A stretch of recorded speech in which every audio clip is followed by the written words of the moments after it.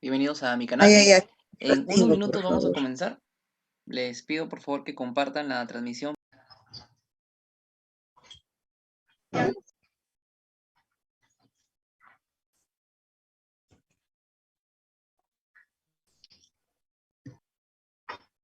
Bueno, como les decía, son las 11:30 en punto. Como les decía, ahora vamos a avanzar el Corynebacterium diphtheria. ¿Han visto todos el video? Sí, doctora. Entonces, ¿ya más o menos saben de qué se trata? ¿Tienen idea de qué se trata? Bueno, la difteria es una enfermedad que está controlada actualmente. Está producida por un bacilo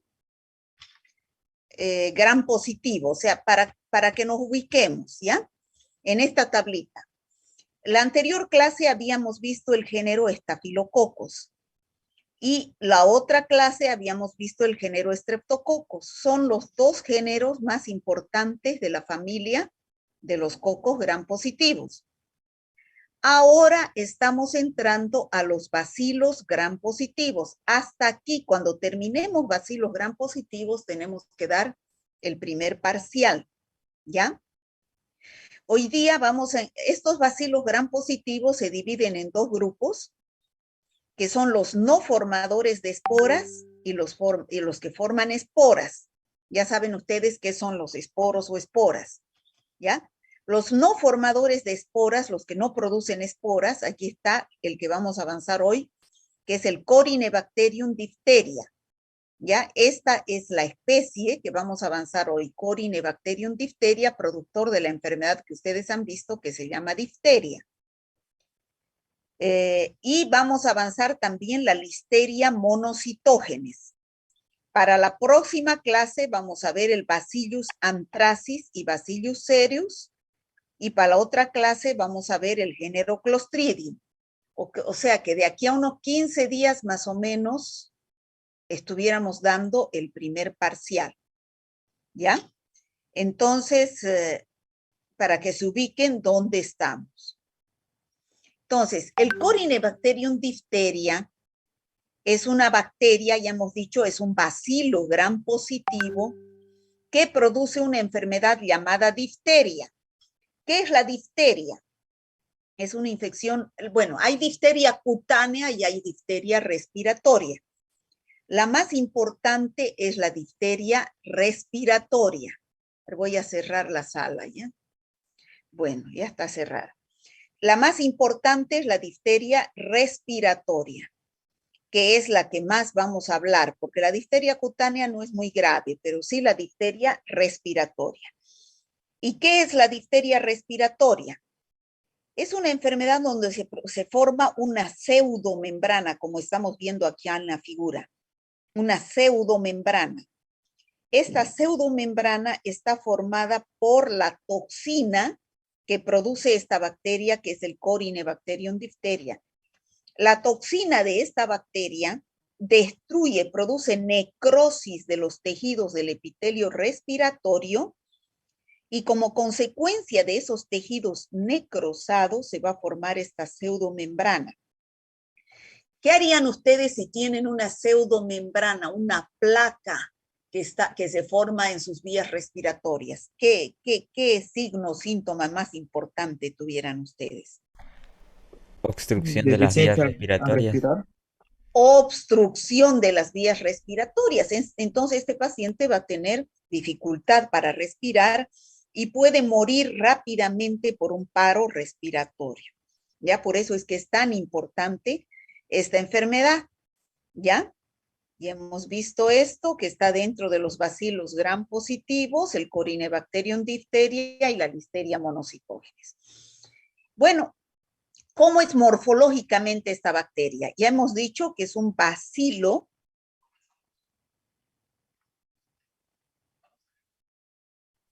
Gran negativo.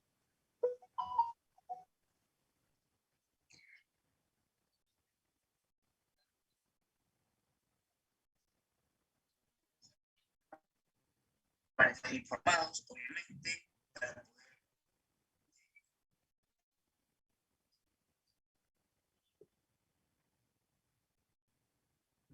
A ver, vamos a poner otro video para los que recién han entrado para que sepan lo que es la difteria.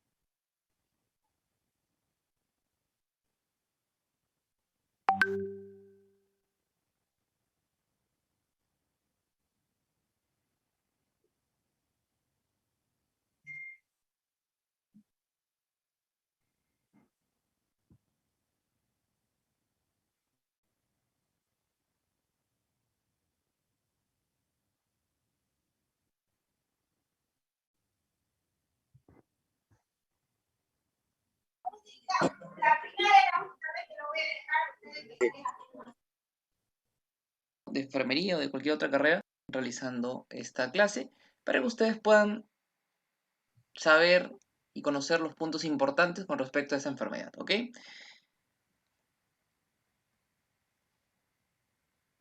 Vamos a hablar primero acerca de la etiología. Como en toda enfermedad infecciosa, tiene un agente etiológico, un agente infeccioso, o sea, hay un microorganismo que es el que causa esta enfermedad. En este caso hablamos de la bacteria agrupadas en empalizadas, lo que se conoce como letras chinas. Si ustedes observan aquí la agrupación que tienen estas bacterias, ¿no? Más o menos dan la impresión como si fueran letras chinas, ¿sí? Si se dan cuenta, con algo de imaginación, van a...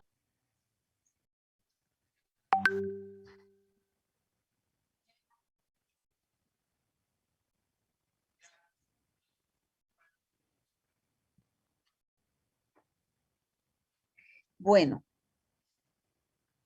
al final va a decir lo mismo que yo. El video que les pasé era más corto. Y lo podemos volver a poner al final.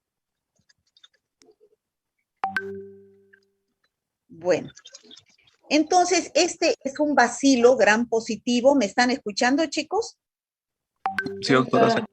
Es un bacilo gram positivo, como vemos acá en la figura, que se llama también bacilo de Klebsiella-Loeffler, porque fueron los investigadores que descubrieron a esta bacteria. Ahora, si ustedes se fijan, es un bacilo gram positivo, pero cuando se agrupa, como decía el video, se agrupa en forma de letras. Puede ser en forma de B o en forma de Y, o como bien claro, en forma de letras chinas, ¿no? Es así que se agrupa y es una forma de poder identificarlo a la bacteria en la tinción de Gram. Lo más importante de esta bacteria no es esta la que produce la enfermedad, que es la difteria, sino su exotoxina que produce, ¿ya? Su toxina. No es en forma directa la bacteria, sino su toxina. Y esta toxina tiene dos fragmentos, el fragmento A y el fragmento B. ¿Qué hemos dicho que produce esta bacteria? Una pseudomembrana. Y esa pseudomembrana obstruye las vías respiratorias. ¿Cómo se produce esta pseudomembrana? La bacteria ingresa por vía respiratoria. Entonces, a ver, voy a explicar esto.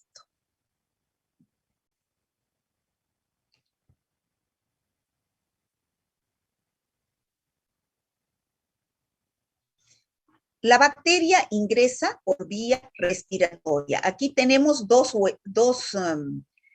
personas, ¿ya? A uno vamos a llamar el enfermo y al otro el sano. Este enfermo con difteria o con cualquier enfermedad respiratoria y este sano, este es el huésped susceptible, ¿ya? Se llama huésped susceptible. ¿Por qué? Porque está susceptible de adquirir la bacteria. Este es el que tiene la bacteria. Es un bacilo gram positivo que se encuentra en las vías respiratorias llamada Corynebacterium diphtheria. Entonces, esta persona al hablar, al toser, al cantar, va a eliminar gotitas de saliva que pueden llegar al huésped susceptible. ¿Y por dónde ingresan? Por la vía respiratoria o vía aérea, y se va a su aparato respiratorio, produciendo igualmente la obstrucción de vías respiratorias a través de la pseudomembrana. Quiero que les quede claro, ¿dónde está la fuente de infección? En cualquier enfermedad es lo mismo. ¿Dónde está la fuente de infección? O sea, ¿dónde está la bacteria en su inicio? ¿De dónde se propaga la bacteria? En el enfermo, ¿no es cierto? Pero ¿qué parte del enfermo? Aquí, en este caso, son las secreciones respiratorias del paciente enfermo. Esa es la fuente de infección. En el caso de la gonorrea, por ejemplo, es una ITS, infección de transmisión sexual. ¿Dónde estará la fuente de infección? En las secreciones genitales del paciente enfermo. En el caso de la hepatitis B, ¿dónde estará la fuente de infección? En la sangre del paciente enfermo. En el caso de la salmonella tifi, de la fiebre tifoidea, ¿dónde está la fuente de infección? En las heces del paciente enfermo. O sea, no me digan ustedes en el paciente enfermo cuando yo les pregunte alguna fuente de infección de alguna bacteria. No me digan en el paciente enfermo. Ese paciente enfermo tiene alguna parte de su organismo, alguna secreción que es a través de la cual se transmite al huésped susceptible. ¿Me he dejado entender, chicos? Sí, doctora. Sí, doctora. Ya. Entonces, ya saben, cuando les pregunte fuente de infección, está en el enfermo, pero está o bien en su secreción respiratoria, o en su secreción genital, o en su sangre, o en la secreción purulenta de la herida, bueno, ¿no? Depende de la enfermedad. Y si yo les pregunto dónde está la vía de infección o vía de transmisión o es la puerta de entrada, pero al huésped susceptible. Ahí está la vía de infección. Puede ser la vía genital, puede ser la vía cutánea, puede ser la vía respiratoria, puede ser la vía congénita de la madre enferma a su bebé, puede ser a través de una picadura, es decir, a través de un vector. Esa es la vía de infección. Siempre la vía de infección es la puerta de entrada al huésped susceptible. En este caso de la difteria. ¿Cuál es la vía de infección? Respiratoria. La respiratoria a través de La la vía respiratoria o vía aérea del huésped susceptible. ¿Me he dejado entender, chicos? ¿Se entiende la diferencia entre fuente de infección y vía de infección o vía de transmisión? Sí, doctora, se le entiende. Sí, Vuelvo a doctora. repetir, la fuente de infección está en el enfermo, pero en algo del paciente enfermo, ¿ya? En su secreción respiratoria, en su secreción purulenta, de acuerdo a la enfermedad. Y la vía de infección siempre está en el huésped susceptible, ¿ya? Bueno, seguimos para que me entiendan. Entonces, en el caso del Corynebacterium diphtheria, la enfermedad se produce porque el huésped susceptible está con difteria, y a través de sus secreciones respiratorias elimina las gotitas de saliva y son aspiradas por el huésped susceptible. Entonces, esa bacteria ingresa al aparato respiratorio del huésped susceptible y empieza a multiplicarse y producir su toxina. ¿Qué hace la toxina? Trabaja a través de sus dos fragmentos. El fragmento A es el enzimáticamente activo y es el que penetra al interior de una célula respiratoria para producir el fin, que es producir necrosis.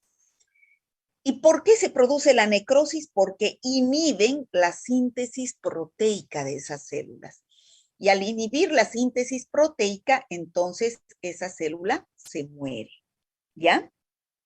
Y el fragmento B de la toxina es esencial para que este fragmento A ingrese a la célula respiratoria. Si no hubiera el fragmento B, no puede ingresar el fragmento A a la célula respiratoria y por lo tanto no puede producir su acción de necrosis a través de la inhibición de la síntesis proteica. ¿Me he dejado entender, chicos? ¿Está claro? ¿Hay alguna pregunta hasta aquí? Doctora, ¿será que lo puede repetir? Se me fue el internet un ratito. Hijito, no podemos perder el tiempo así por fallas del internet. Yo pensé que algo no habían entendido, pero no por esas cosas. Lo voy a repetir, ¿ya? Pero a mí me gusta que me pregunten qué es lo que no entienden. No que, a ver, repita todo. No, pues así, chicos. Quiere decir que ustedes no han atendido o no han entendido todo, ¿no? Entonces, el Corynebacterium diphtheria produce necrosis de las células respiratorias. ¿A través de qué? De la toxina. Pero esa toxina tiene dos fragmentos, fragmento A y fragmento B. El A es el que produce la inhibición de la síntesis proteica, pero el fragmento B es el que hace que penetre el fragmento A dentro de la célula. ¿Ya?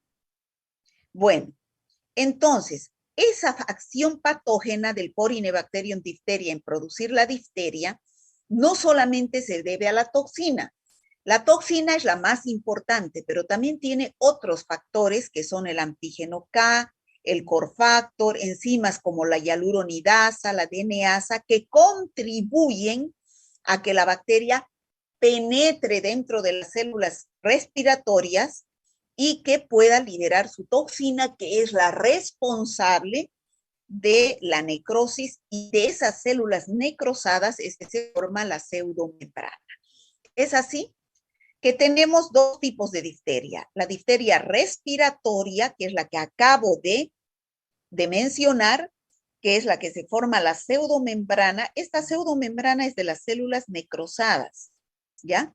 Y la otra que no es muy común y tampoco es muy importante es la difteria cutánea, que aparece en estas lesiones en la piel, que también es debido a la toxina de esta bacteria en una herida que puede ser causa de una quemadura o de una picadura de un insecto. Generalmente aparece en las regiones tropicales, donde es infectado por el Corynebacterium diphtheria, produce su toxina acá e impide la cicatrización de la herida. ¿Ya? Esa es la difteria cutánea. Vamos a referirnos, como les decía, más ampliamente a la difteria respiratoria, que es una enfermedad infecciosa epidémica. ¿Qué quiere decir eso? Que aumentan el número de casos en una población determinada en un momento determinado. Por ejemplo, a través de su exotoxina producida por este bacilo gram positivo, que es el Corynebacterium diphtheria, llamado también bacilo de Klebsiella-Loeffler, en honor a sus descubridores, ¿no? Bueno, se caracteriza, como les decía, por la aparición de falsas membranas, pseudomembranas, pseudo es falso, ¿no? Firmemente adheridas al epitelio respiratorio, lo cual impide la respiración, ¿ya? Esa es la difteria. Pero esta no es una enfermedad localizada solamente a nivel del árbol respiratorio. Desde aquí la bacteria sigue produciendo sus toxinas y se va hacia otros órganos, ¿ya? Se va hacia otros órganos, que puede ser el sistema nervioso, puede ser el corazón, puede ser el riñón, produciendo también necrosis, y al final el paciente en una semana puede fallecer si no se realiza el tratamiento a tiempo por falla cardiorrespiratoria. Bueno, ¿cómo se produce la enfermedad? Tenemos el Corynebacterium diphtheria, que ingresa por las vías respiratorias del huésped susceptible, donde invade, se multiplica en el epitelio respiratorio superior, empieza a producir su toxina, sus dos fracciones que inhiben la síntesis proteica. De esa inhibición de síntesis proteica surge la necrosis de las células y de ese tejido necrosado se forma una pseudomembrana que recubre las amígdalas al principio, pero después se puede extender a nasofaringe, laringe y tráquea, produciendo obstrucción respiratoria. Esta sería una enfermedad localizada en epitelio respiratorio superior, pero no se queda ahí. Esta bacteria continúa reproduciéndose, continúa produciendo su toxina y se libera hacia otros órganos, como les dije, el riñón, los músculos, los nervios y el miocardio, a través de la sangre y la linfa, produciendo en todos esos órganos necrosis, degeneración y hemorragias y la muerte del paciente por paro cardiorrespiratorio. Vuelvo a repetir de otra forma.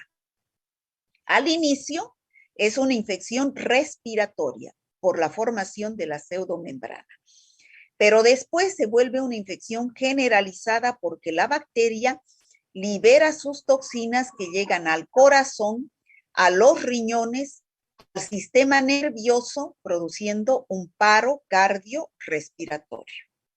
O sea, que al final esta es una infección localizada a nivel del aparato respiratorio y después se vuelve una infección generalizada. Por eso es que tiene alto grado de letalidad.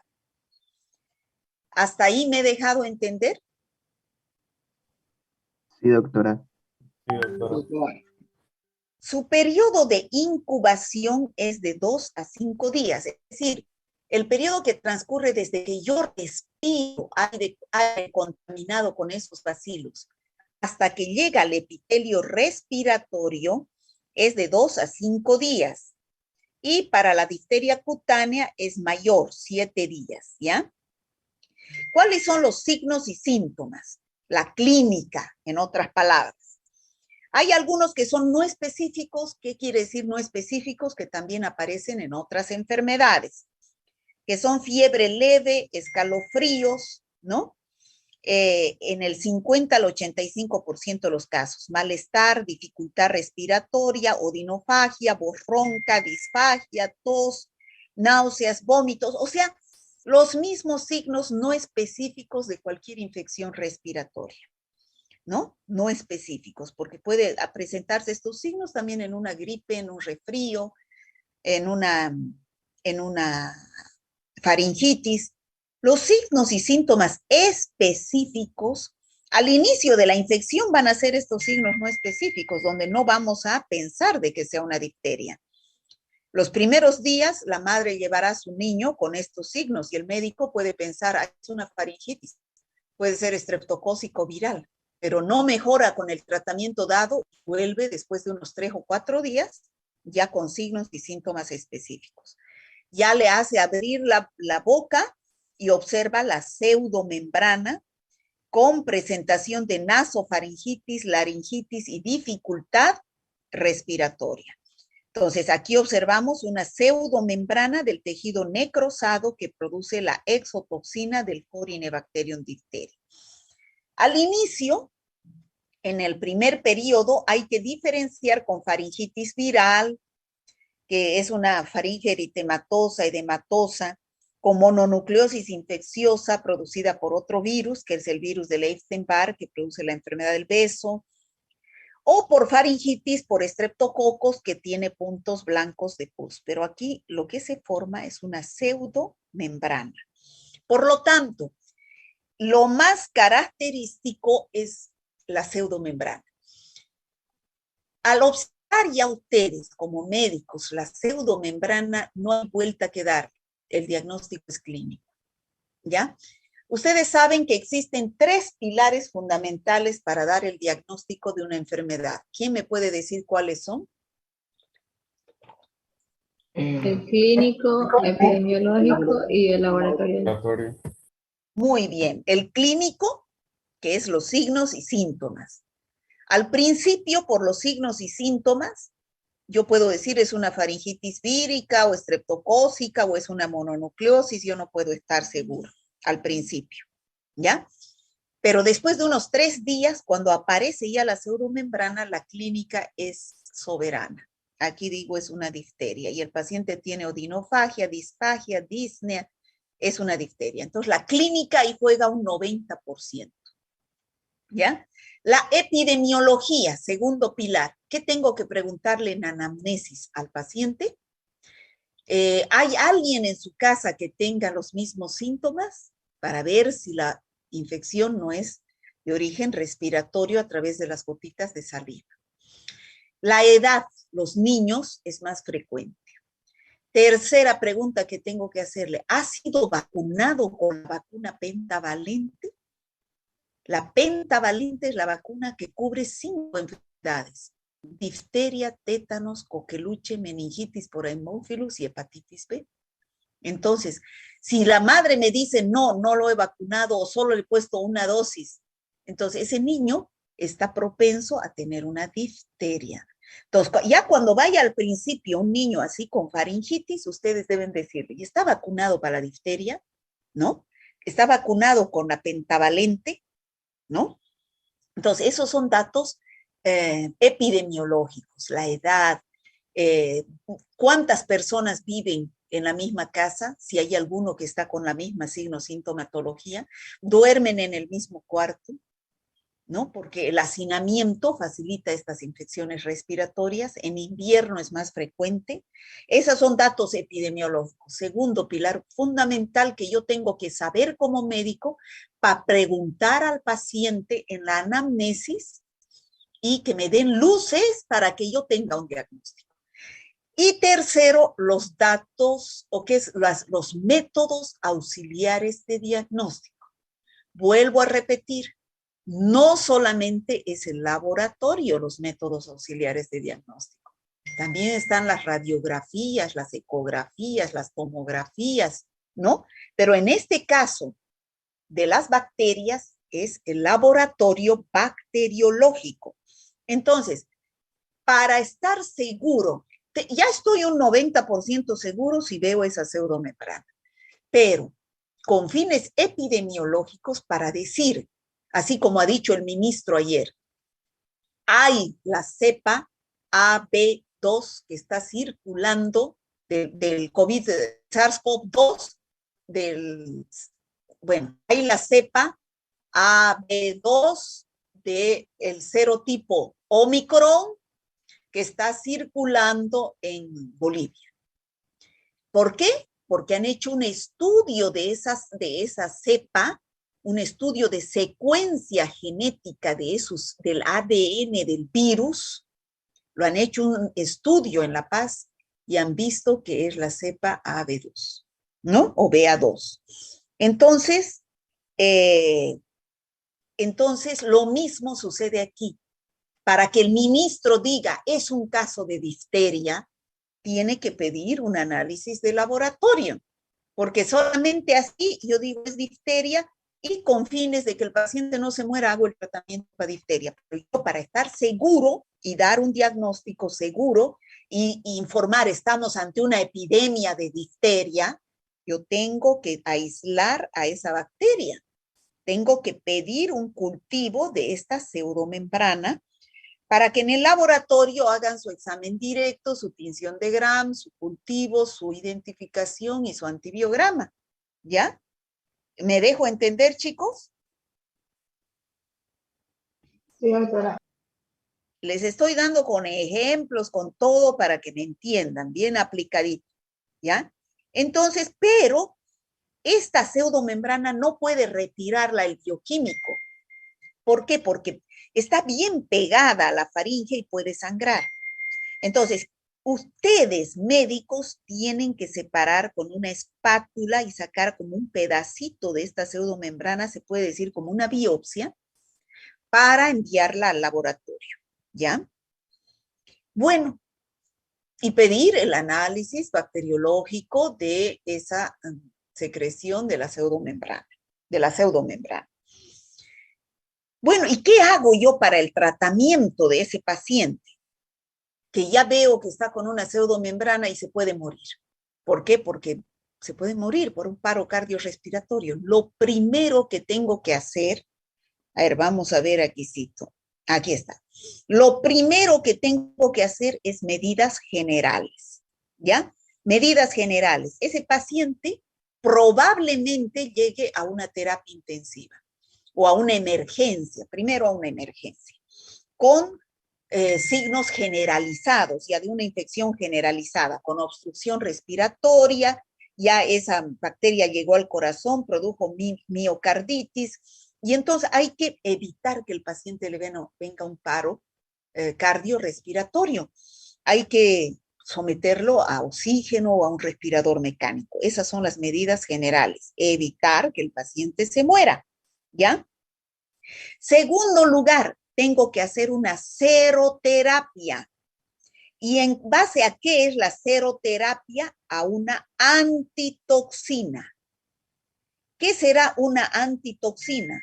Si hemos dicho que la toxina es la que produce el cuadro de la pseudomembrana por la necrosis, ¿qué hará la antitoxina? ¿Inhibir la toxina? Lo mismo, Neutraliza Neutralizar la toxina, neutralizar, o sea, hacer el efecto contrario a la toxina. Entonces, esta antitoxina son anticuerpos que se han preparado frente a las partes de la toxina. Hemos dicho que la toxina tiene dos partes, fragmento A y fragmento B. ¿Qué hace esos anticuerpos? Inhiben la actividad enzimática de la toxina, o sea, inhiben al fragmento A, evita que este fragmento A produzca la inhibición de la síntesis proteica y la necrosis celular. ¿Y qué hace estos anticuerpos frente al fragmento B? Impide que este fragmento A ingrese a las células. En resumen, ¿qué hace la antitoxina? La antitoxina es la que neutraliza a la toxina. ¿Ya? Entonces, ya hemos hablado de la clínica de la difteria respiratoria. Hemos dicho que el paciente, después de un periodo de incubación de 2 a 6 días, va a tener faringitis, fiebre, postración, puede llegar a ser una infección generalizada con miocarditis o también con parálisis por la afección al sistema nervioso. Entonces, la localización de la nariz puede irse a las amígdalas, bajar a la faringe, laringe y a los bronquios, producirse la obstrucción respiratoria. Pero la difteria cutánea también ya hemos dicho que aparece una pseudomembrana sobre una herida, generalmente heridas de quemaduras o de picadura de algún insecto que impide su cicatrización. ¿Ya? Es la difteria cutánea y la difteria respiratoria. Ahí está el tratamiento. Hemos dicho medidas generales, la antitoxina para neutralizar a la toxina. A ver, ¿qué harían ustedes ya cuando tienen un paciente que llega a su emergencia con dificultad respiratoria y que ya quiere irse para el otro lado? ¿Qué harían? Primero sería mantener la permeabilidad de las vías aéreas, ¿no? De Muy ahí bien, tratar mantener la permeabilidad de las vías aéreas y conseguir la antitoxina. ¿Para qué la antitoxina? Si es que el paciente ya está así, es porque tiene la pseudomembrana, que es la necrosis. La antitoxina es para neutralizar la toxina circulante, que ya está circulando, para que no siga produciendo daño. Pero al mismo tiempo, pero en tercer lugar, recién está el antibiótico. Porque ¿quién es el que está produciendo la lesión? La toxina. La toxina de la bacteria. ¿Y el antibiótico va a actuar sobre la toxina que ya está circulando? No, No, va a actuar sobre va a la actuar bacteria. sobre la bacteria. Va a actuar sobre la bacteria. Pero para destruir a las bacterias que ya no sigan produciendo toxina. Pero antes ya hay toxina que ya está circulando y hay que neutralizar con la antitoxina. ¿Ya?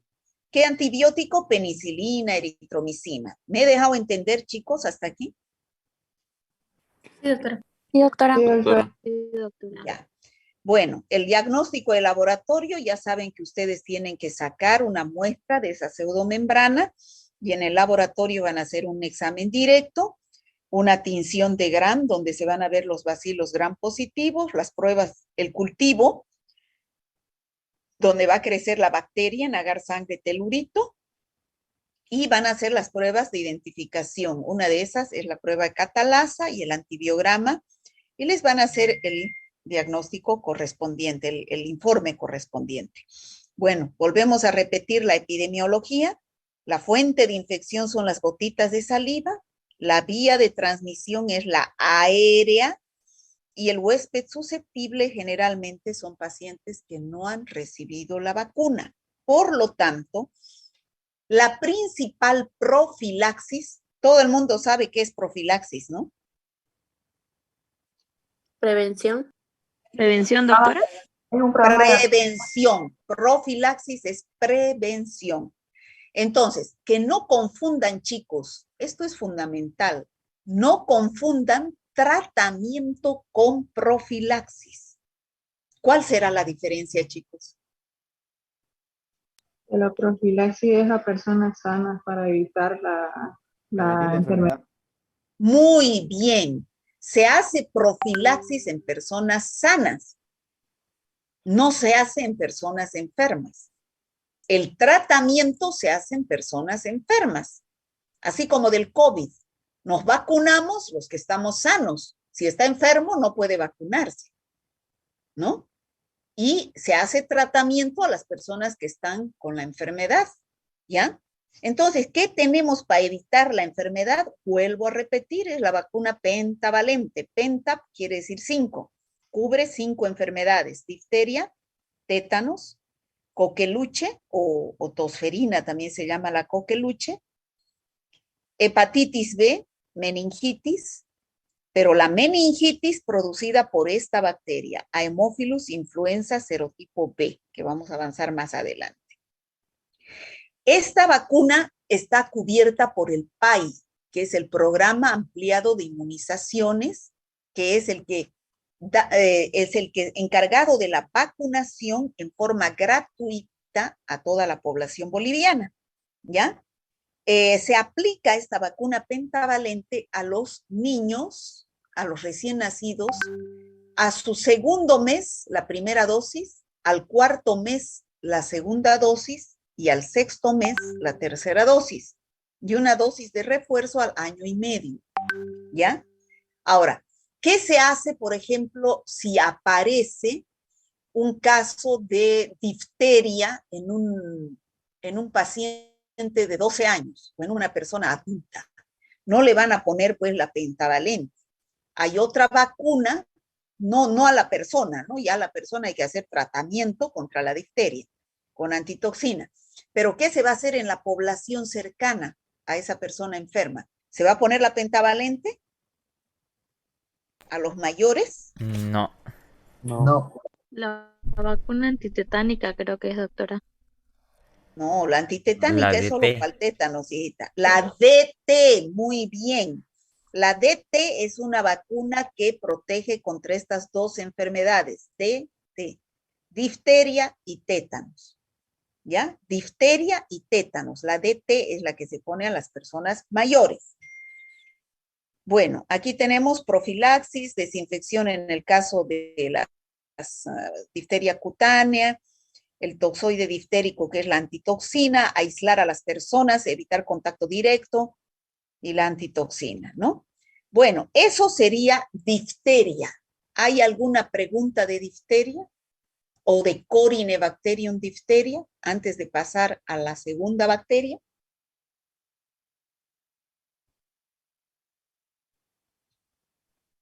Ninguna, creo. ¿Está claro?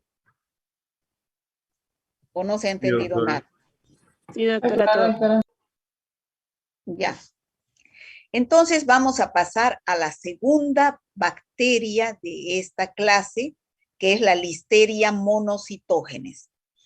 Esta bacteria no tiene absolutamente nada que ver con la otra bacteria, ¿ya? Si ustedes se dan cuenta, ay, se me fue. Si ustedes se dan cuenta en su tablita esta, en esta de acá, aquí está, hemos avanzado el Corynebacterium diphtheria y la Listeria monocitógenes que vamos a avanzar ahora es otra bacteria de otro género, de otra especie, ¿ya? Entonces, ¿por qué se la estudia en el mismo tema? Porque son dos temas cortos y además que tienen algo en común, la morfología de la bacteria. Es también un bacilo gram positivo.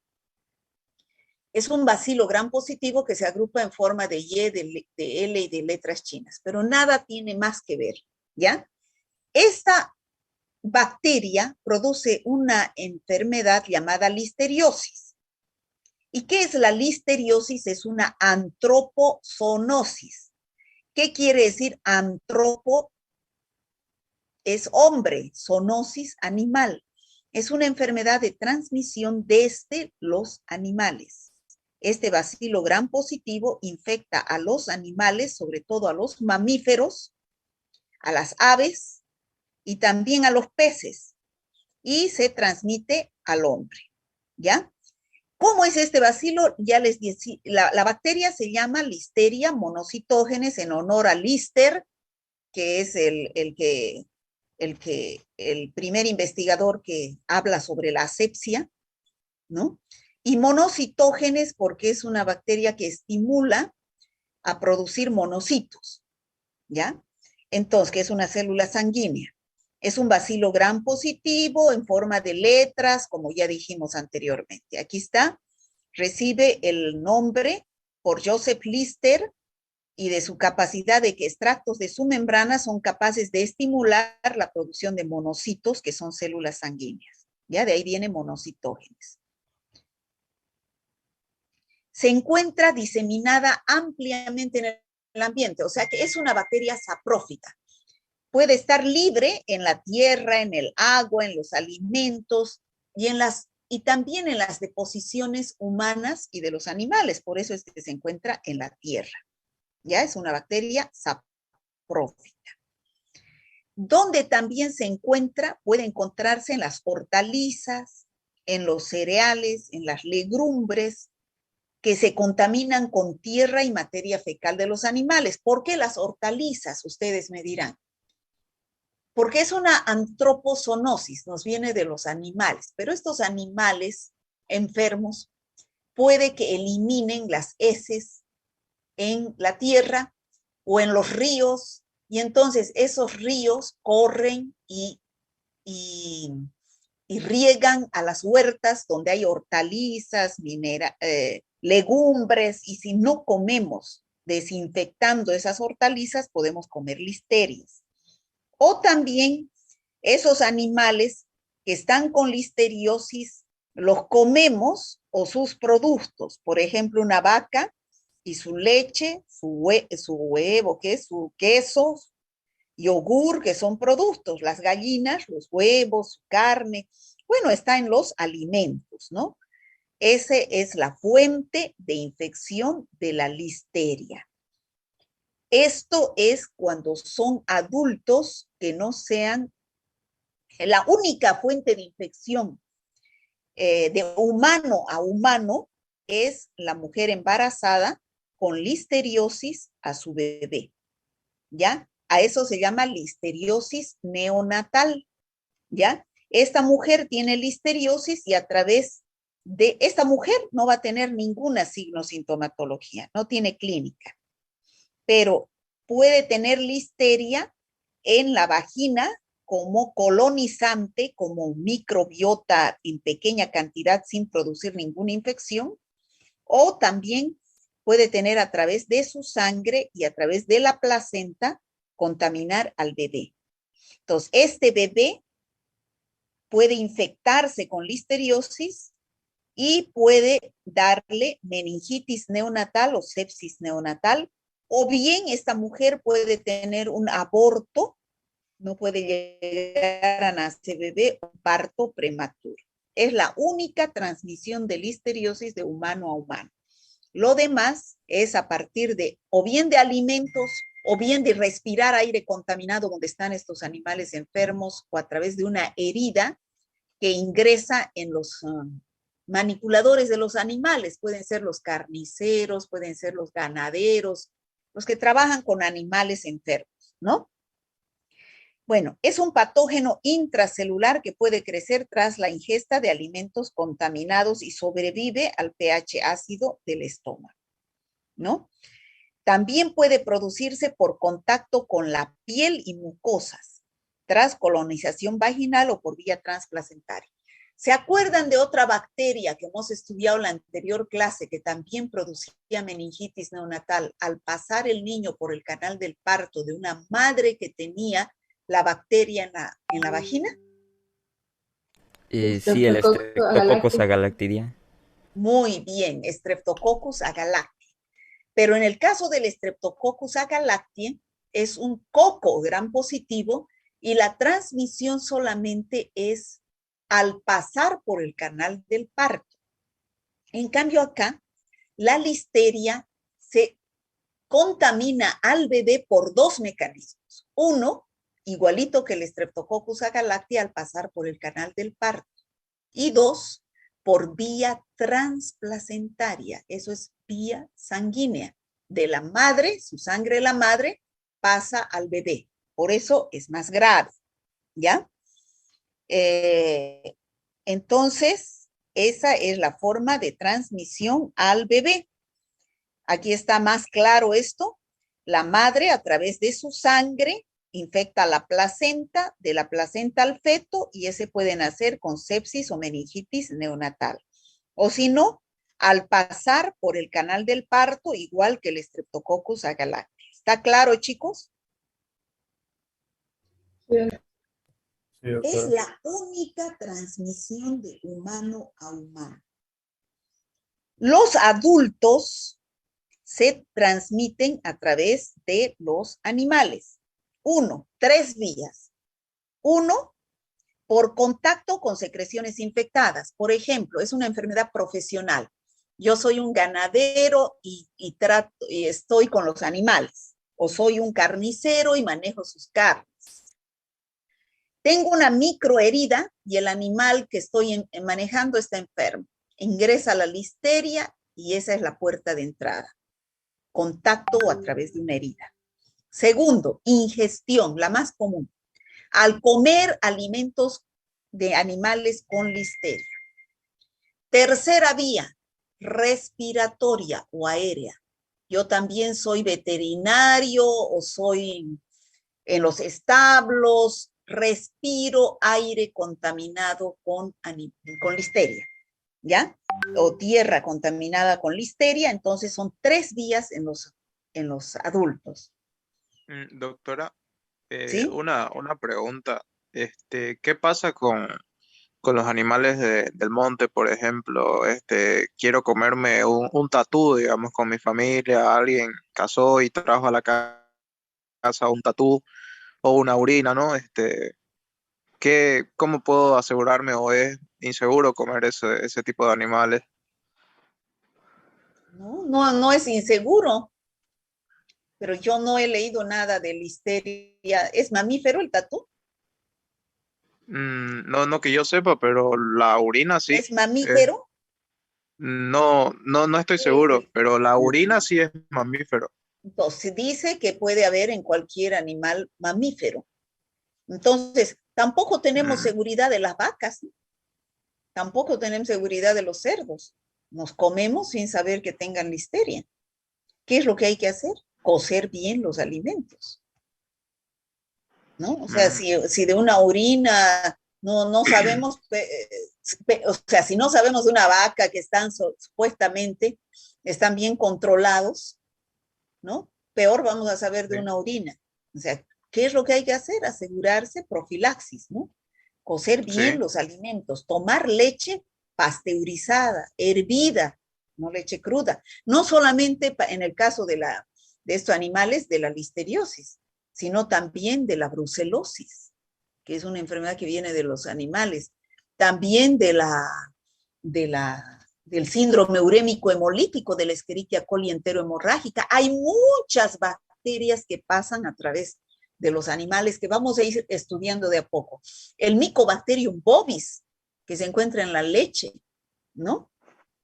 Entonces, la tuberculosis, ¿no? O sea que existen muchas bacterias que vamos a ir estudiando. Y la forma, pues lo que hay que aprender es la profilaxis, ¿no? Llevar una vida saludable, tomar una leche hervida o pasteurizada, cocer bien los alimentos, manipular bien los alimentos con mucha limpieza, desinfectar las verduras, ¿no? No comer cualquier cosa para evitar estas infecciones, ¿ya? Sí, doctora. Ahora, ¿cómo se manifiesta? ¿Cuáles son los cuadros clínicos? Ya saben ustedes cómo es cuadro clínico. En los adultos, bueno, lo más grave, ya hemos dicho, son los recién nacidos, en los neonatos, que puede pasar a través del canal del parto o a través de la vía transplacentaria, y a los recién nacidos va a dar meningitis o sepsis, que puede ser precoz o que puede ser tardía.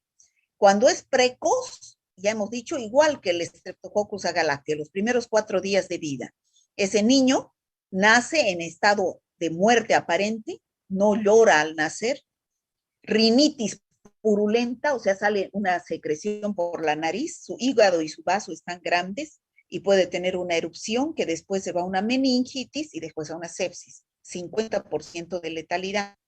Entonces, esto es en los primeros 4 días de vida. Esto también puede ser un Streptococcus agalactiae, ¿no? O también puede ser una sífilis congénita.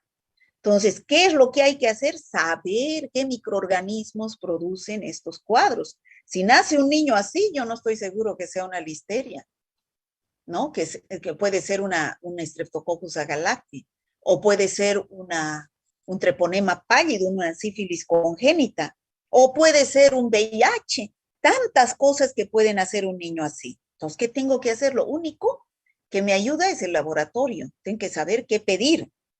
Y la tardía, que aparece después de la 4ª semana, el niño con meningitis y afección pulmonar. Bueno, esa es la más grave en los neonatos. En la mujer embarazada no tiene síntomas, es asintomática, pero la bacteria está circulando en su sangre. Es por eso que pasa por la vía transplacentaria al bebé. Pero puede, a la larga, tener un aborto. O sea, ese niño puede que no llegue a nacer o tener un parto prematuro, pero ella no va a tener ningún otro signo sintomatología.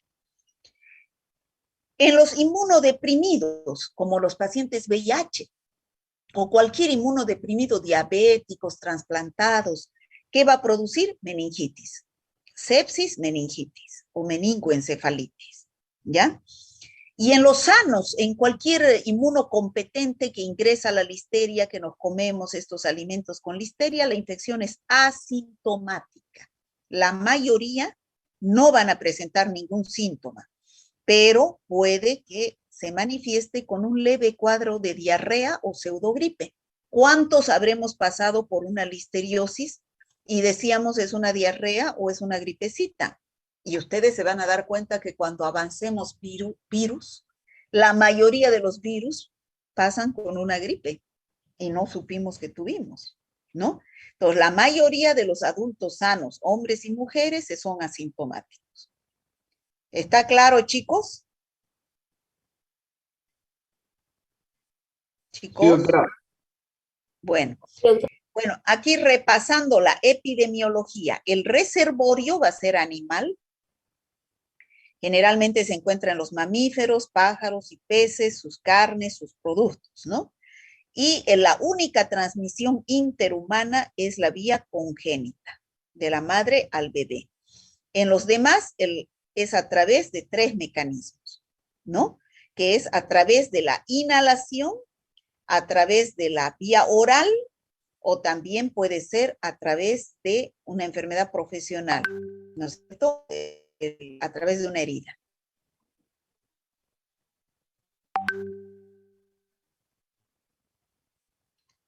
Bueno, aquí hay algunas medidas de profilaxis. Almacenar la leche a menos de 4 grados centígrados, o sea, tener control de los procesos en la fabricación o en la conservación de los alimentos, ¿no? Si procesamos los alimentos, evitar mezclar los cocinados con los crudos, porque los crudos puede que esté la bacteria, En los cocinados, generalmente esta bacteria es termolábil y se destruye. El trabajador que tenga síntomas de padecer la enfermedad debe abstenerse de manipular alimentos. Cocinar los alimentos a temperaturas elevadas y durante el tiempo suficiente. Desinfectar y lavar los vegetales, ¿no? El tratamiento de elección es penicilina o ampicilina, o sea que todavía siguen siendo los betalactámicos la primera opción. Y en los casos de meningoencefalitis, el cloramfenicol, que atraviesa muy bien la barrera hematoencefálica. Bueno, hemos terminado este tema. Vamos a ir a las preguntas. A ver, vamos a empezar ahorita con los alumnos del grupo, hasta que no sean los mismos, los primeros de 3. A ver, me va a decir Aguilera Vaca María. Sí, doctora. Conteste la primera pregunta, por favor. Lea y conteste. ¿Cuál es la especie del género Corynebacterium patógena para el hombre? ¿Sabe? ¿Sería la especie Difteria? Sí. Diga completo, por favor. La Corynebacterium difteria. Corynebacterium difteria. Muy bien. Sí. ¿Ya? Apata Margot. ¿No está? Argota Jennifer. Sí, buenos días, Tampoco. doctora. Conteste la segunda pregunta. ¿Qué morfología presenta esta bacteria? ¿Ya? ¿Se refiere a la listeria, doctora, o a la Corynebacterium? Al Corynebacterium estamos primero. Y las dos presentan la misma morfología, por eso les dije que avanzábamos las dos. Bueno, ¿es un bacilo, tiene forma de bastón o de letras también? No, no, no. Es un bacilo gram positivo. Cuando se agrupa, al igual que los estafilococos, cuando se agrupan, forman racimos, y los estreptococos, cuando se agrupan, forman cadenas, estos bacilos, cuando se agrupan, forman letras de Y, de L, de letras chinas. ¿Ya? ¿Está claro? Ok, doctor. Atila, no asiste, ¿no? Atila César Augusto. Ha debido abandonar ya la materia. Batallanos Joel. Tampoco. Blanco Nayeli. Sí, doctora, buenas tardes. Bueno. ¿A qué se debe la acción patógena de esta bacteria? Se debe a su toxina. Ya, muy bien. Blas Alejandro. Sí, doctora. Siga.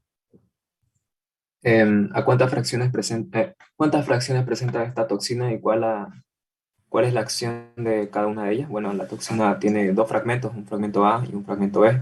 El fragmento A sería la que actúa enzimáticamente, responsable de la inhibición de la síntesis proteica. Y el fragmento B sería el responsable para la unión de esta toxina con la célula y el paso del fragmento A al citoplasma. Ya, ¿y cuál sería el responsable de bueno, y como consecuencia de todo esto, ¿qué se produce? Ay, perdón, estaba muteado.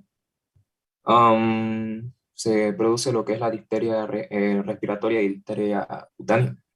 Pero al producirse la inhibición de la síntesis proteica, ¿qué se forma como resultado? Se forma una pseudomembrana.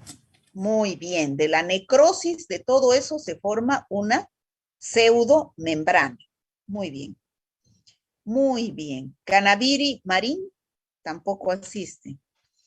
Castellón John. Sí, doctora. Siga, por favor. ¿Cuál es la principal acción de la toxina DIF? ¿Qué pasó? ¿Hola? Sí, doctora. ¿No puede? ¿No puede leer? Sí, lo leí, no sé si me escuchó la pregunta, la leí, pero... Ya, pero conteste. Conteste, hijito, ¿cuál es la principal acción de la toxina diftérica? ¿Sabe o no? No, doctora. ¿Y qué? Pero si acaba de decirlo su compañero, hijito. ¿No ha estado en clases? Sí, sí estuve, pero no podía Atendió. responder la pregunta. No Pero entonces, recuerdo. ¿para qué entra a clases, hijito, si no va a atender? Acaba de decirlo su compañero, dígale, a ver, nuevamente dígale usted. Dígale. Blas, Alejandro, Sí, doctora. dígale. De que la toxina tiene dos fragmentos, un fragmento A y un fragmento B.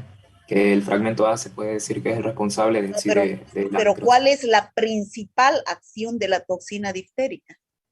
Necrosis de la mucosa respiratoria. Necrosis de la mucosa respiratoria, formar la pseudomembrana por necrosis de la mucosa respiratoria, ¿no es cierto? Sí. Castellón tiene que atender. Castro, Sí. Daniel, Presente, doctor. a ver. ¿Qué cuadros clínicos de difteria conoce? Existen dos tipos que son las difterias respiratorias y difteria cutánea. Difteria respiratoria y difteria cutánea. Muy bien. ¿Usted qué es? ¿Castro, Daniel? Sí, doctor. Primera vez que asiste, ¿no? Asistía, ¿Qué pasó? doctora, pero no respondía. Bueno, tiene hartas faltas. Castro, Enrique, Presente, doctora. siga. ¿Cuál es el tratamiento en caso de una difteria respiratoria? El tratamiento sería, primero, medidas generales para ¿En tratar qué la miocarditis. consisten las medidas generales? El tratamiento de las clínicas para evitar los peores casos en un paciente, que no se vaya al otro lado. Por ejemplo, Pero ahí no me tendremos diga pues tampoco eso. Dígame qué medidas generales va a aplicar. tratamiento de miocarditis, evitar paros cardiorrespiratorios y permeabilidad de las vías aéreas. ¿Qué haría? ¿Qué haría? A ver. ¿Qué haría usted si le llega a su emergencia a un paciente así? Llevarlo a emergencia. Ya, a emergencia. ¿Y qué haría en emergencia? ¿Cómo va a llegar ese paciente? Con dificultades respiratorias. Ya, entonces, ¿qué haría para que no tenga esa dificultad respiratoria? Priorizar las vías aéreas. ¿Cómo? No sé ya cómo más sacarle las palabras. ¿Cómo pues? ¿Cómo se facilita ¿Con la la antitoxina, doctora? Intubarlo, Los doctora. respiradores mecánicos. Bueno, o dar, o bien hacerle oxigenoterapia, o bien pues ponerlo, depende de la gravedad del cuadro, colocar un respirador mecánico, ¿no? Si está en terapia intensiva ya, ¿no? ¿Cómo me va a decir antitoxina para mejorar la respiración? Yo no Chávez dije Ruth, es que ha dicho una muchacha, Chávez que Ruth, no asiste. Claro, Jacqueline. Doctora, aquí. Ya, usted a ver, conteste, por favor. ¿Qué La otro pregunta tratamiento que va a aplicar? ¿Qué otro tratamiento, además de los síntomas generales, mejorar la sintomatología general? una seroterapia y tratamiento con antibióticos. ¿Ya qué es la seroterapia? Es la aplicación de una antitoxina de los fragmentos A y B. ¿Y de qué acción tiene la antitoxina? la antitoxina va a neutralizar la toxina que está circulante. Ya, ¿y el antibiótico? El antibiótico se puede aplicar penicilina o eritromicina y bueno, se eliminan de las vías respiratorias y se evita la aparición de más portadores.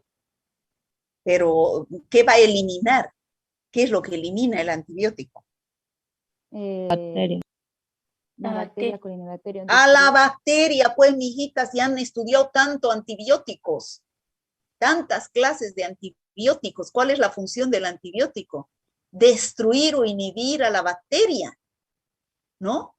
Para que ya no haya más bacteria en vías aéreas superiores que produzcan toxina y que la toxina produzca la necrosis, ¿no? Crespo, Viviana, ¿está?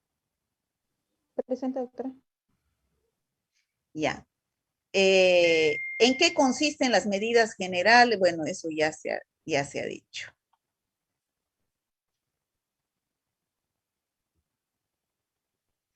¿Cuál es la fuente de infección en la difteria? Pueden ser, doctora, Secreciones de saliva No, le estoy preguntando a ella, por favor. Perdón, doctora, pensé que lo lanzó al aire la pregunta. Las No, gotitas de flujo a través de las Las vías respiratorias. gotitas de saliva o gotitas de fluge del paciente enfermo, ¿no, Eliseth? Sí, doctora, eso a través de los pacientes enfermos, las gotitas de flu que expulsan los pacientes enfermos a través de las vías respiratorias, doctora. Ya. Cuellar Michael. Cuellar Michael, ¿no está? Delgadillo Lisette. Tampoco. Presente, doctora Díaz, Delgadillo. ya. Usted diga cuál es la vía de transmisión de la difteria.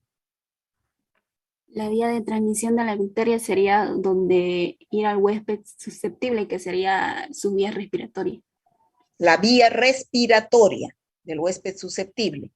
Sí. Ignacio Díaz. Presente, doctora. Presente. Diga, a ver, por favor.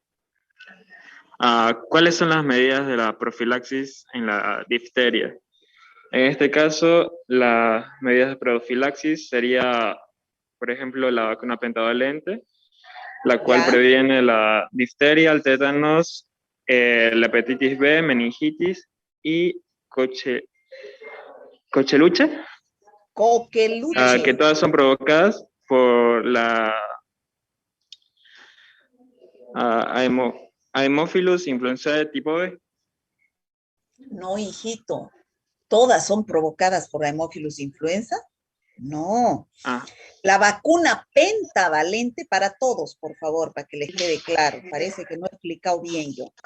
La vacuna pentavalente cubre 5 enfermedades. Por favor, sus micrófonos. Difteria, tétanos, coqueluche, meningitis producida por Haemophilus. La meningitis producida por Haemophilus influenza tipo B y la hepatitis B. Sí, perdón, voy a disculpar, anoté mal en mis apuntes. Sí, serían para la difteria, tétanos, hepatitis B, meningitis y coqueluche. Ya, Gandarillas Vallejos. ¿Está? No entra. Guzmán el Betsabe. Presente, doctora. A ver, usted me puede decir. Es una enfermedad infecciosa aguda epidémica, no es endémica, doctora. Ya, ¿y qué significa eso? A ver, diferencia entre epidemia y endemia.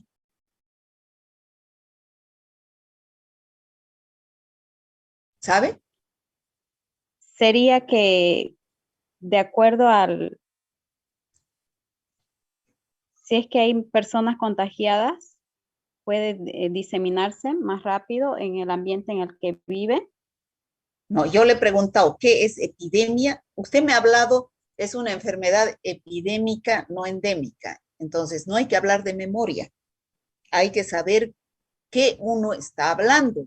¿Cuál es la diferencia entre epidemia y endemia? ¿Sabe?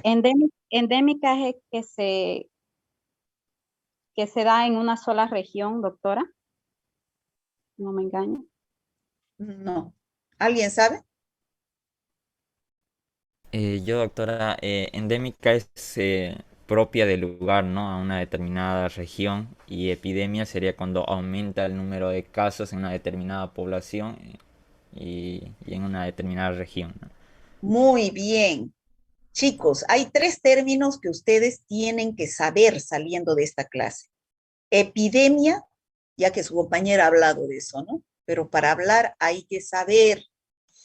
Epidemia es el aumento del número de casos en un determinado lugar, en una población determinada. Por ejemplo, se dice hay una epidemia de difteria en San Julián. ¿Qué quiere decir? Que antes no había ni un caso y ahora han aparecido 3 o 4. Hay una epidemia, ¿ya? En una población determinada, en un tiempo determinado.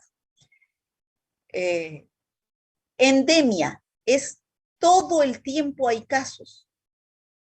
No hay un aumento del número de casos. Todo el tiempo hay casos. Por ejemplo, la tuberculosis es una enfermedad endémica. El SIDA es una enfermedad endémica.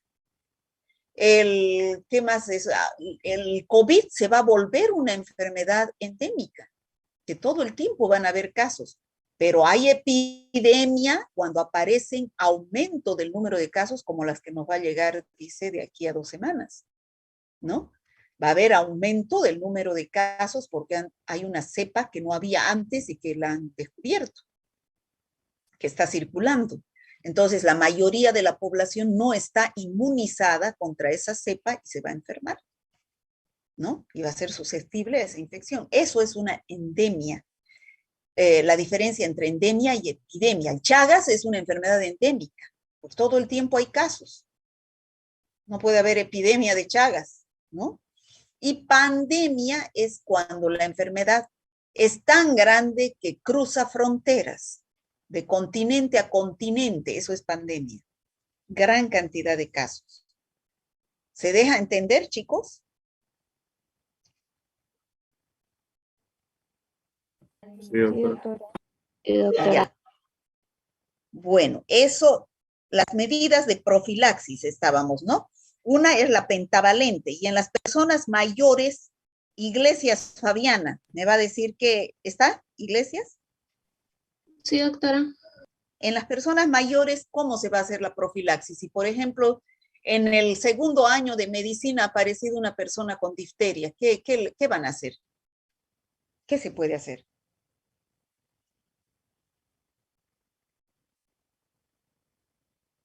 ¿Qué se puede hacer? ¿Qué medidas de profilaxis, de prevención, para que no todo el mundo se enferme, se van a aplicar? Las medidas de prevención serían la vacuna, las desinfecciones de las heridas. A ver, hijita, ¿qué vacuna vas a aplicar? Vos ya sos médico y te han dicho que en el segundo año de medicina hay un caso de difteria. La vacuna DT, doctora. ¿Cuál vacuna? La vacuna DT. ¿Qué es la DT? Es para difteria y tétano. Ya. Cuando uno sabe, lo habla ese ratito. Difteria y tétanos es la DT. ¿Ya? No se puede aplicar la pentavalente. Maita Pamela, ¿está? Sí, doctora. A ver, la pentavalente, ¿cuándo se aplica? ¿Cómo se administra? Se administra al al segundo, cuarto y sexto mes del niño. Y una dosis de refuerzo al año y medio, ¿no? Sí. Ya. Mendoza Ezequiel. ¿No está? Presente, Mérida doctora. Douglas. ¿Está? Sí. Ya. Conteste, por favor. ¿En La qué consiste difteria es una enfermedad. la pentavalente? La pentavalente. Sí.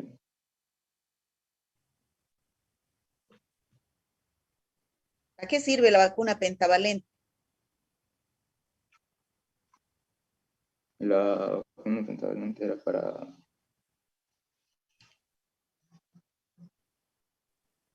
Era para 5 enfermedades. A ver, un doctora. momentito, déjenlo pensar a él.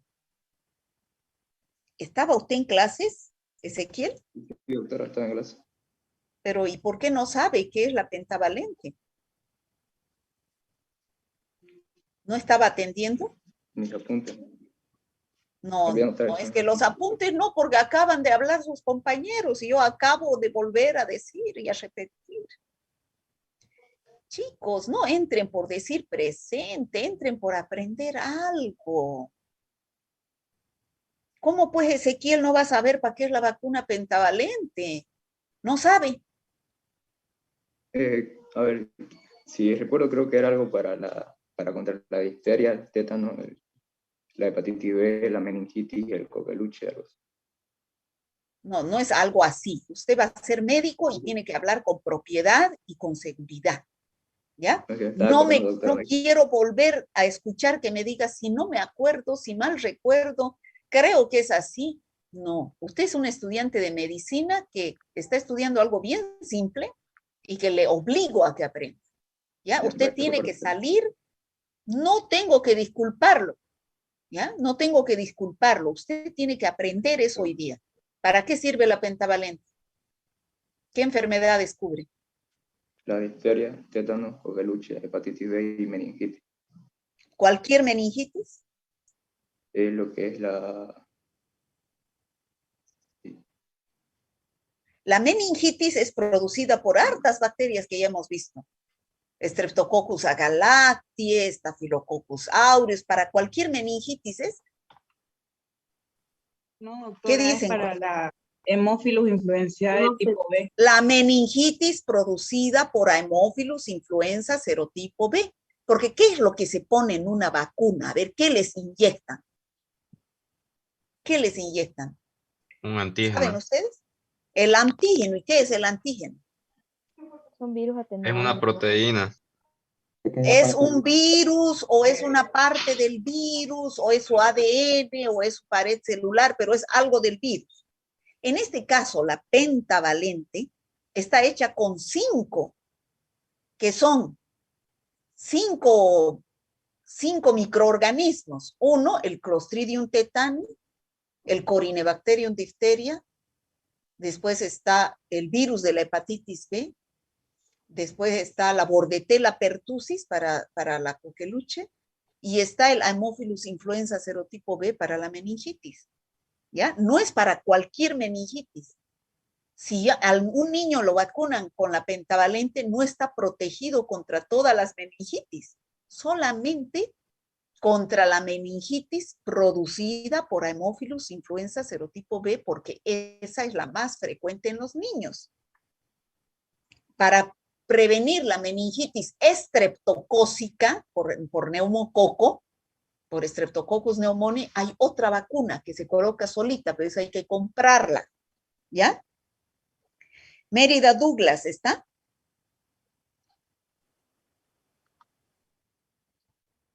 No está. Ortiz Lady. Tampoco. Sí, doctora. Ya, conteste la pregunta. ¿La difteria es una enfermedad endémica? ¿Qué dice usted? Sí, es una enfermedad endémica, doctora. Paciencia, dijo Cristo, y lo mataron. Chicos, ¿es enfermedad endémica? No, doctora, es una enfermedad endémica. No, doctora.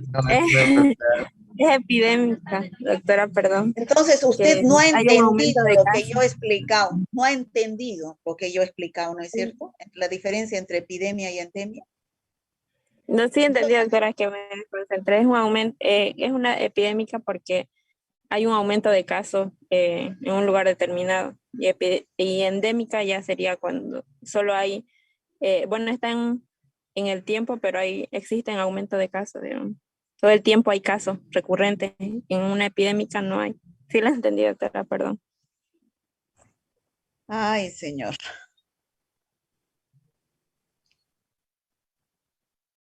Vamos con, tenemos tiempo todavía, 14 minutos. Paniagua Yesel, ¿está? Presente, doctora. Conteste, por favor. ¿Cuál es la especie del género Listeria patógena para el hombre? ¿Cuál es? Listeria. No, doctora, me olvidé, perdón. Listeria Yo no sé monocytogenes. para qué entran a clase si no saben ni los títulos de lo que estamos avanzando. No se siente, a ver, señorita Yesiel Paniagua, ¿no se siente como si ha perdido una hora de su tiempo en su vida? que no sabe ni el título de lo que hemos avanzado. Plaza Stevens. Buen día, doctora, estoy presente. ¿Ya qué se llama la bacteria? Se llama la Listeria monocytogenes y normalmente se encuentra en mujeres embarazadas, doctora. A ver, repita 3 veces el nombre. Listeria monocytogenes. Listeria Ya. monocytogenes y Listeria monocytogenes, que es muy Ya. común en embarazadas, doctora. No es común, pero en algunas puede haber y puede producir el cuadro, ¿no? Rengifo doctora. Milena. No asiste. Rocha Joana. Tampoco. Rojas Julia. Presente, doctora. Ya. ¿Qué cuadro clínico se presenta en el recién nacido y en el adulto y en la embarazada? Primero en el recién nacido, dígame. En el recién nacido los neonatos pueden producirse meningitis neonatal que tiene una mortalidad que puede ser del 20% si esta es contagiada por la vía congénita. Ya, También, y dígame cuáles son las vías de transmisión. La vía de transmisión puede ser por el canal de parto o también se puede dar por una vía transplacentaria. Ya, en el caso de que sea por el canal del parto, a ver, ¿quién me puede decir cuál es la fuente de infección? Secreciones vaginales. Muy bien, secreciones vaginales de la madre de la vagina, enferma. doctor. ¿Quién ha contestado? ¿Quién ha dicho eso? Carmen Torres. ¿De qué grupo? D3. Muy bien. Y en el caso de que sea la vía de transmisión transplacentaria, ¿cuál será la fuente de infección? La sangre. La sangre. Muy bien. ¿Quién ha dicho la sangre? Alpire. Paniagua. Yo lo dije primero. Bueno. Paniagua, ¿de qué? Ah, ya. Ya le pregunté, ¿no? Ya. Román Keiko. Aquí estoy, doctora. ¿Cuál es el reservorio de esta No. bacteria? Primero dígame, ¿y qué produce en la embarazada? ¿Qué cuadro clínico? A ver, cuando yo les pregunte, ¿qué cuadro clínico produce en la embarazada? No me digan listeriosis. Ya, listeriosis produce en todos. Pero ¿cuál es el cuadro clínico? ¿Qué signos y síntomas? Una bacteremia de la madre puede producir pues, una infección de placenta y feto y a su vez una sepsis. ¿Sepsis en la embarazada? Una meningitis. Ay, En la hijita, mujer embarazada no presenta cuadro clínico. Doctora, En la mujer aborto. embarazada no presenta prematuro. síntomas ni signos, pero puede llegar a Asintomática. dar un aborto. Aborto muy y bien. ¿Quién es esa niña? ¿Quién es la Aguilera. niña? ¿De qué grupo? D3. Aguilera. Ya, está bien. En la embarazada chiquita, niña es asintomática, pero en algunos casos puede llegar a producirse un aborto o un parto prematuro. ¿Ya? Esa es la signo sintomática. No produce sepsis en la embarazada. Ya es asintomática. Micaela Roque. Presente, doctora. Ya. ¿Cuáles son las vías de transmisión? Ah, no. En los inmunodeprimidos, ¿qué produce?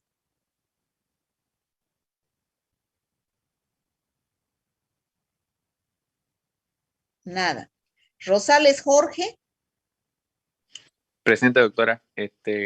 La bacteria Listeria en los inmunodeprimidos produce fiebre, diarreas, náuseas, es una enfermedad mortal del 20 al 30%, de una enfermedad gastrointestinal grave. No. En los inmunodeprimidos. Es una sepsis, Sepsis una y mortalidad meningitis. elevada, meningitis. o amigdalitis. Meningoencefalitis y sepsis. Eso es lo que produce. Lo que usted me ha dicho son signos y síntomas. Yo le he Es preguntado una cuadro listeriasis clínico. invasiva. ¿Ya? Salce Adán. Salce Adán, ¿no está? Torres Stephanie. Presente, doctora. Ya, a ver, usted dígame, ¿y qué, si usted se comiera un queso que está hecho de leche con listeria, qué puede producirle a usted? ¿Qué cuadro clínico? No voy a presentar síntomas, soy asintomática, pero puede producirme un cuadro diarreico o pseudogripal. Muy bien, bien. Segarra Nela. Presente, doctora. Conteste la pregunta que falta. El mecanismo de transmisión es a No, través ¿cuál de- es el reservorio de la bacteria? ¿Dónde se encuentra la bacteria? Se encuentra en la tierra, es una bacteria saprófita. Ya, se encuentra en También la puede- tierra, pero ¿por dónde llega al hombre? Generalmente, la mayoría, la más. Llega a través de la ingesta de comidas, diré, de de la vía oral. Ya, a través de A los través de la ingesta de alimentos. No le pregunto. alimentos de la- Sí, doctora, de las hortalizas, los legumbres. o Cereales, comer- legumbres contaminados. O carnes o sus productos de los animales, ¿no? De los animales. Sí, doctora. A ver, me va a decir Gómez Alejandra, ¿está? Sí, doctora, presente. Ya, usted dígame la última pregunta. ¿Cuál es el mecanismo de transmisión? ¿Cuáles son las vías de infección de la listeriosis? Bueno, doctora, sería sería los alimentos, heridas que son por ejemplo, de las heridas de los carniceros que trabajan con animales enfermos. Ya, ¿esa qué vía es? ¿Qué vía? ¿Qué vía es esa? A través de una herida. Esa es la fuente de infección, doctora. No compliquen. No, ya les he dicho, ¿no es cierto? Que es diferente vía de transmisión con fuente de infección. ¿Les he dicho o no les he dicho? Aquí está claro. Sí, doctora. Yo le he preguntado cuáles son las vías de infección. Le he preguntado esto. ¿Por dónde ingresa, le he preguntado, la bacteria al huésped susceptible? ¿Por dónde? Bueno, sería por la vía de los alimentos, por ejemplo, doctora. No, es que esa no es vía. Dígame las vías. Oral, aérea. Eso, oral, aérea. ¿Por dónde más? Oral, aérea, oral, aérea. Y... No, eso me acuerdo. Lo que usted ha dicho, perdón. por una herida, sí. ¿qué se llama la vía? Cutánea. Cutánea, muy bien. ¿Y cuál es la única?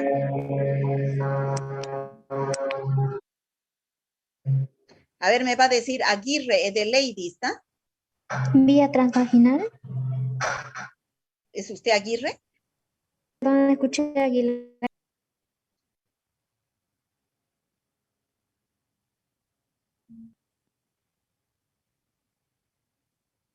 Me va a decir Aguilar Nicole. ¿Está? ¿No está? Sí, doctora, sí estoy. Pero entonces contésteme, pues, ¿cuál es la única vía de contacto de contagio interhumano, de hombre a hombre, de humano a humano? Es mediante la vía aérea. Doctora, yo le puedo responder, disculpe. Sí, por favor. Doctora. Sería la vía congénita, que de ahí abarcaría la transmisión por el canal del parto y la vía Eso, señorita, placentaria. vía congénita, señorita. Señorita Aguilar, por favor. Es durante el embarazo ¿Cómo o va a el decir vía nacimiento, aérea? Vía aérea, no, hijita. ¿Ya? Es la vía congénita de la madre embarazada con listeriosis a su bebé, a través de dos mecanismos. ¿Cuáles son? Aguilar Heidi, ¿está? ¿No está? Aguilera Jacob. La vía congénita y la vía de transmisión sexual. ¿Qué se llama usted? Aguilar Lady. Aguilar Heidi. Sí. ¿Qué me ha dicho? La vía congénita y la vía de transmisión sexual. O sea que la madre va a tener una relación sexual con su bebé para que le pase la infección. No, contra la otra persona igual puede contagiarse por secreciones vaginales. A ver, explíqueme, no le estoy entendiendo.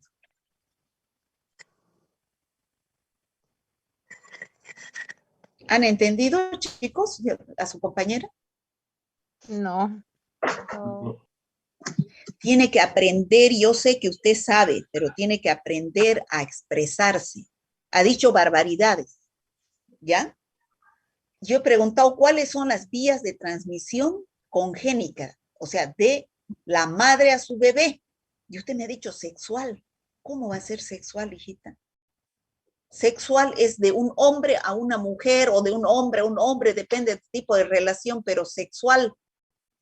¿Ya? La gonorrea, la sífilis, el VIH, esas son infecciones de transmisión sexual. No puede haber relación sexual de una madre a su bebé, ¿ya? ¿Me dejo entender o no?